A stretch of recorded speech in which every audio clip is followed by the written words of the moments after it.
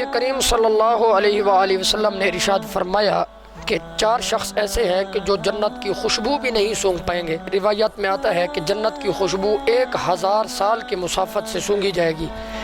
1000 سال کی مسافت سے جنت کی خوشبو آئے گی، لیکن 4 لوگ ایسے ہیں کہ جنت جانا تو درکنار، وہ جنت کی خوشبو تک بھی نہیں سونگھ پائیں گے۔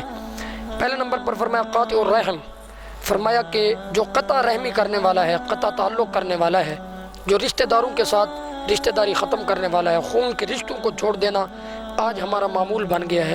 ہم چھوٹی چھوٹی باتوں پر کہتے ہیں کہ جاؤ جی تواڈے نال ساڈا مرن جی ختم ہو گیا، تو یہ وعید ہے ان لوگوں کے لیے کہ جو خون کے رشتوں کے ساتھ تعلق ختم کر دیتے ہیں اور قطع تعلق کرتے ہیں، تو ان کے لیے نبی کریم صلی اللہ علیہ وسلم نے ارشاد فرمایا کہ جو قاطع رحم ہے، جو رحم کو قطع کرتا ہے، فرمایا جو رشتہ داروں سے رشتہ داری ختم کرتا ہے، وہ جنت کی خوشبو تک بھی نہیں سونگھ پائے گا۔ بلکہ جناب رسالت مآب صلی اللہ علیہ وآلہ وسلم آپ نے ارشاد فرمایا کہ سل من قطع کا، کہ جو تیرے ساتھ تعلق توڑے تو اس کے ساتھ تعلق جوڑ۔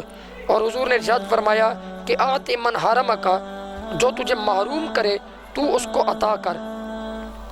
تو یہ حکم دیا گیا کہ اگر کوئی رشتہ دار، آپ اللہ کی رضا کے لیے اگر کوئی رشتہ دار زیادتی بھی کرتا ہے تو آپ حد الوسع کوشش کریں کہ اس کے ساتھ تعلق نہ ٹوٹے، اور اس کی خوشی غمی میں، اس کے معاملات میں آپ شریک رہیں، اس سے منہ نہ موڑیں، آپ کی طرف سے زیادتی نہیں ہونی چاہیے۔ اور دوسرے نمبر پر نبی کریم صلی اللہ علیہ وآلہ وسلم آپ نے ارشاد فرمایا کہ دوسرا وہ شخص ہے کہ جو بوڑھا ہو گیا لیکن زنا نہیں چھوڑتا۔ تو یہ زبان مصطفیٰ صلی اللہ علیہ وسلم سے یہ بات ارشاد فرمائی گئی، تو پتہ یہ چلا کہ ایسا بھی ہے کہ لوگ بڑھاپے کے باوجود، بوڑھے ہونے کے باوجود بھی لوگ زنا کو نہیں چھوڑتے۔ یہ کیسی لعنت ہے! تو اللہ تبارک و تعالیٰ ان لعنتوں سے محفوظ فرمائے، اور فرمایا کہ جو بوڑھا زانی ہو وہ بھی جنت کی خوشبو نہیں سونگھ پائے گا۔ تیسرے نمبر پر نبی کریم صلی اللہ علیہ وآلہ وسلم آپ نے ارشاد فرمایا کہ جو شخص تکبر کی وجہ سے اپنی شلوار کے پینچوں کو ٹخنوں سے نیچے لٹکاتا ہے اور اس کی نیت تکبر کی ہے، اکڑ کر چلتا ہے، تکبر سے چلتا ہے، وہ شخص بھی جنت کی خوشبو نہیں سونگھ پائے گا۔ اور چوتھے نمبر پر نبی کریم صلی اللہ علیہ وآلہ وسلم آپ نے ارشاد فرمایا کہ چوتھا شخص وہ ہے جو والدین کا نافرمان ہو۔ پتہ یہ چلا کہ والدین کا نافرمان بھی جنت کی خوشبو تک بھی نہیں سونگھ پائے گا۔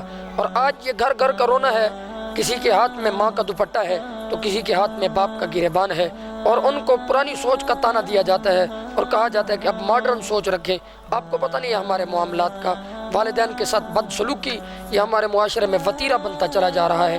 ایک وقت تھا کہ عرب لوگ اپنی ماں کو باپ کی وصال کے بعد جب باپ فوت ہو جاتا تو مشرکین مکہ کا یہ رواج تھا کہ وہ ماں کو بیچ دیا کرتے تھے، لیکن اب یہ کینسر سرایت کرتا چلا جا رہا ہے کہ باپ فوت ہو گیا، ماں بڑھاپے میں کوئی بہو نہیں سنبھالتی، بیٹے بھی ماں کو نہیں سنبھالتے، تو ماں کو اولڈ ہوم میں جمع کرا دیا جاتا ہے۔ اللہ تبارک و تعالی ہمیں صراط مستقیم پہ چلنا نصیب فرمائے۔ وما علینا الا البلاغ المبین۔